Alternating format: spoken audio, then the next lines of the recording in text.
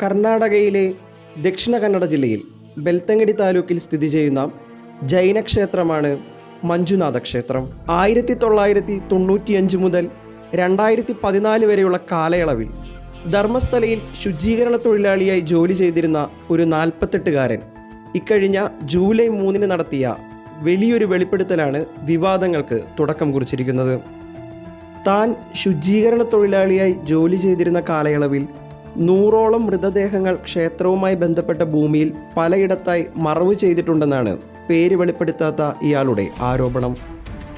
താൻ മറവ് ചെയ്തവരിൽ പെൺകുട്ടികളും സ്ത്രീകളുമുണ്ടെന്ന് ഇയാൾ പറയുന്നു. ക്ഷേത്ര ഭാരവാഹികളുടെ അറിവോടെയാണ് ഇതെല്ലാം ചെയ്തതെന്നും ഇയാൾ വെളിപ്പെടുത്തി. കുറ്റബോധം തന്നെ വേട്ടയാടുകയാണെന്നും സമാധാനത്തോടെ കിടന്നുറങ്ങാൻ സാധിക്കുന്നില്ലെന്നും അതുകൊണ്ടാണ് ഇപ്പോഴത്തെ തുറന്നു പറച്ചിലെന്നും ഇയാൾ പറയുന്നു. മൃതദേഹങ്ങൾ കുഴിച്ചിട്ട സ്ഥലങ്ങൾ കാണിച്ചു തരാനും ബ്രെയിൻ മാപ്പിംഗ്, പോളിഗ്രാഫ് അടക്കമുള്ള ഏത് പരിശോധനയ്ക്കും വിധേയനാകാമെന്നും ഇയാൾ പറയുമ്പോൾ വെളിപ്പെടുത്തലുകൾ കൂടുതൽ ഗൗരവ സ്വഭാവമുള്ളതാകുന്നു.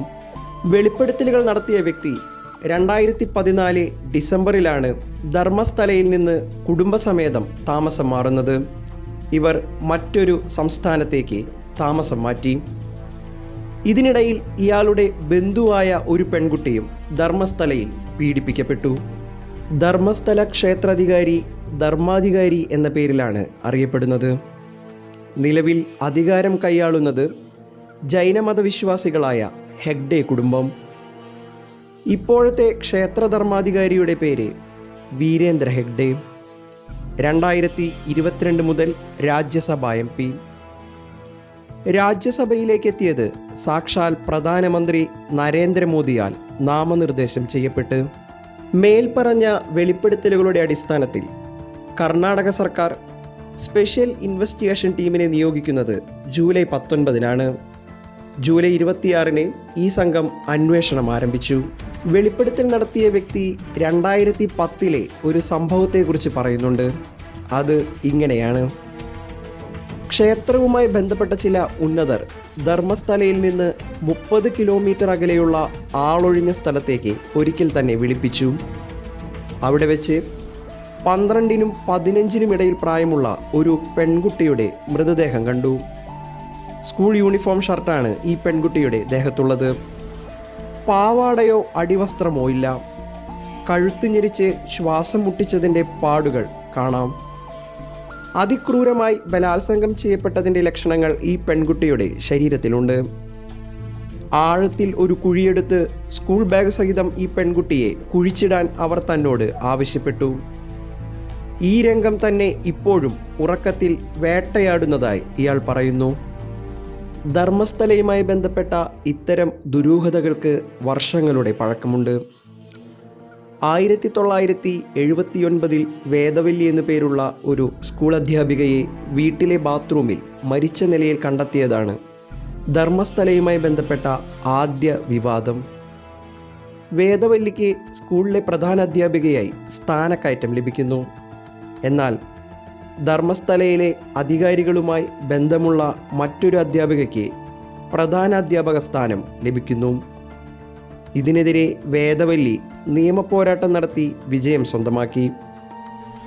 തൊട്ടു പിന്നാലെയാണ് വീട്ടിലെ കുളിമുറിയിൽ മരിച്ച നിലയിൽ വേദവല്ലിയെ കണ്ടെത്തുന്നത്.